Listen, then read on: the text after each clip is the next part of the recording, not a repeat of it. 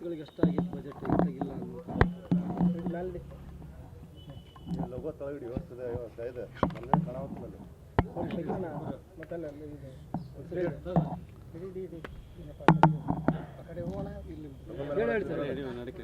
ಓಟಿಗಾಗಿ ದೇಶವನ್ನು ಕೂಡ ಮಾರಕ ಹಿಂದೆ ಮುಂದೆ ನೋಡಿದವರು ಕಾಂಗ್ರೆಸ್ ಗೌರ್ಮೆಂಟ್ದವರು. ತಮ್ಮ ಓಟುಗಳ ಸಂಬಂಧಾಗಿ ಯಾವುದೇ ಲೆವೆಲಿಗಾದರೂ ಇಳಿಲಿಕ್ಕೆ ತಯಾರಿದ್ದವರು ಕಾಂಗ್ರೆಸ್ ಗೌರ್ಮೆಂಟ್ದವ್ರಂತೆ ನಿನ್ನೆ ಡಿ.ಕೆ. ಸುರೇಶ್ ಅವರ ಸ್ಟೇಟ್ಮೆಂಟಿಂದ ನಮಗೆ ಗೊತ್ತಾಕೈತೆ.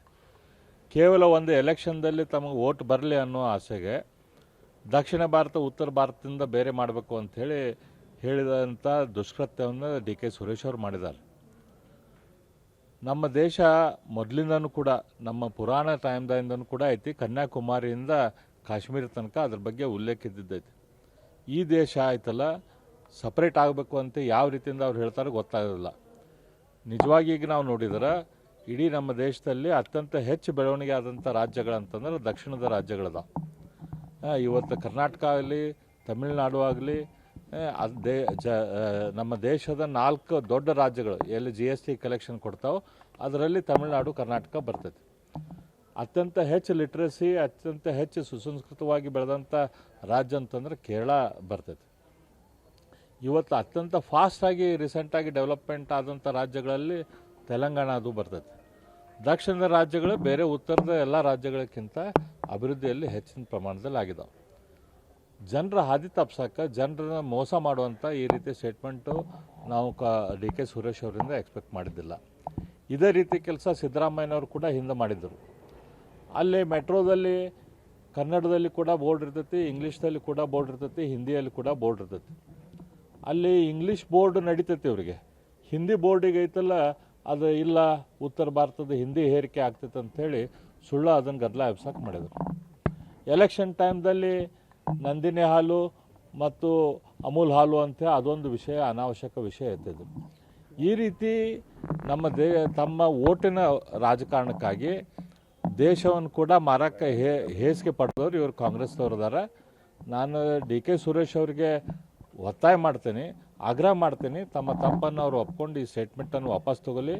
ಯಾಕಂದ್ರೆ ಈ ರೀತಿಯ ಸ್ಟೇಟ್ಮೆಂಟ್ಗಳು ದೇಶದ ದೃಷ್ಟಿಯಿಂದ ಒಳ್ಳೆಯದಲ್ಲ. ಒಬ್ಬ ಜವಾಬ್ದಾರಿತ ಸ್ಥಾನದಲ್ಲಿದ್ದವ್ರು ಈ ರೀತಿ ಸ್ಟೇಟ್ಮೆಂಟನ್ನು ಮಾಡಬಾರ್ದು. ನಾನು ಮಲ್ಲಿಕಾರ್ಜುನ್ ಖರ್ಗೆ ಅವ್ರಿಗೆ ಆಗ್ರಹ ಮಾಡ್ತೀನಿ, ಇಮಿಡಿಯೇಟ್ಲಿ ಡಿ.ಕೆ. ಸುರೇಶ್ ಅವ್ರ ಮೇಲೆ ಅವರ ಆ್ಯಕ್ಷನ್ ತಗೊಳ್ಳಿ, ಅವ್ರ ಥ್ರೂ ಈ ಸ್ಟೇಟ್ಮೆಂಟನ್ನು ಕರೆಕ್ಷನ್ ಮಾಡಿಸ್ಲಿ. ತಾವು ಡಿ.ಕೆ. ಸುರೇಶ್ ಮಾಡಿದ ತಪ್ಪು ಅಂಥೇಳಿ ಮಲ್ಲಿಕಾರ್ಜುನ್ ಖರ್ಗೆ ಅವರು ಸ್ಟೇಟ್ಮೆಂಟ್ ಕೊಡಲಿ. ಈಗ ಇಲ್ಲಿ ಸ್ಥಳೀಯ ಶಾಸಕರು ಕೂಡ ಸಮರ್ಥನೆ ಮಾಡ್ಕೊತಾ ಇದ್ದಾರೆ ಸರ್, ಮಳವಳ್ಳಿ ಶಾಸಕರು ಕೂಡ ಸಮರ್ಥನೆ ಮಾಡ್ತಾರೆ. ಹಿರಿಯ ಅಕ್ಕನ ಚಾಳಿ ಮನೆ ಬಂದಿಗೆಲ್ಲ ಅನ್ನೋಂಗೆ ಈಗ ಇವ್ರೈತಲ್ಲ ಒಬ್ಬರು ಮಾಡಿದ ತಪ್ಪು ಇನ್ನೊಬ್ಬರು ಮಾಡ್ಕೊತ ಹೋಗ್ತಾರೆ ಇವರು. ಅಂದರೆ ಎಷ್ಟು ಯಾವ ಲೆವೆಲಿಗೆ ಇಳಿತಾರೆ ಅನ್ನೋದು ನೋಡ್ರಿ ನೀವು. ಸರಿ, ಗ್ಯಾರಂಟಿಗಳ ವಿಷಯಕ್ಕೆ ಸಂಬಂಧಪಟ್ಟಂಗೆ MP ಎಲೆಕ್ಷನ್ ಮುಗಿದ ಮೇಲೆ ಅಕಸ್ಮಾತ್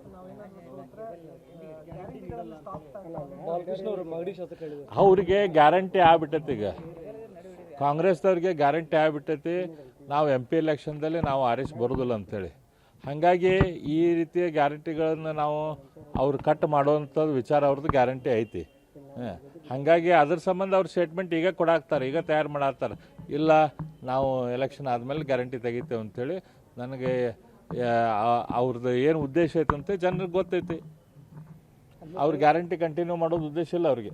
CM ಅವರು ಆಗ್ತೈತಿ ಅಂತ ಹೇಳ್ತಾರೆ, ಬಟ್ ಈಗ ಮುಂದೆ ಆಗ್ಬೋದೋ ಏನು ಕಟ್ ಮಾಡ್ತಾರೆ ಅಂತ ಅದು ಅವ್ರಿಗೆ ಕೇಳ್ಬೇಕು. ನೀವು ನಮಗೆ ಕೇಳಿದ್ರೆ ಹೆಂಗೆ, ಅವ್ರಿಗೆ ಕೇಳ್ಬೇಕು. CM ಅವ್ರಿಗೆ ರಾಜ್ಯದಲ್ಲಿ ಕಾಂಗ್ರೆಸ್ ಸರ್ಕಾರ ಪತನ ಆಗುತ್ತೆ ಅಂತ ಕೆಲವರು BJP ನಾಯಕರು ಕೂಡ ಹೇಳ್ತಿದ್ದಾರೆ. ಅದ್ರ ಬಗ್ಗೆ ಯಾಕೆ ನಾವೀಗ ವಿಚಾರ ಮಾಡೋದು?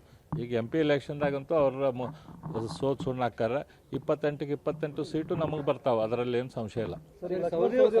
BJP ಬರೋದು ರೆಡ್ಡಿ ಅವರು ಮತ್ತು ಸೌದಿ ಅವರು ಬರ್ತಾರೆ ಅನ್ನೋ ಊಹಾಪೋಹ ಐತೆ ಸರ್, ಸತ್ಯನ ಹೆಂಗೆ ಸರ್? ಅದು ಮುಂದೆ ದಿನ ಕಳೆದಂಗೆ ಗೊತ್ತಾಕೈತೆ ಅದು. ಈಗ ಯಾಕೆ ಅದ್ರ ಬಗ್ಗೆ ಮಾತಾಡೋದು? Thank you sir.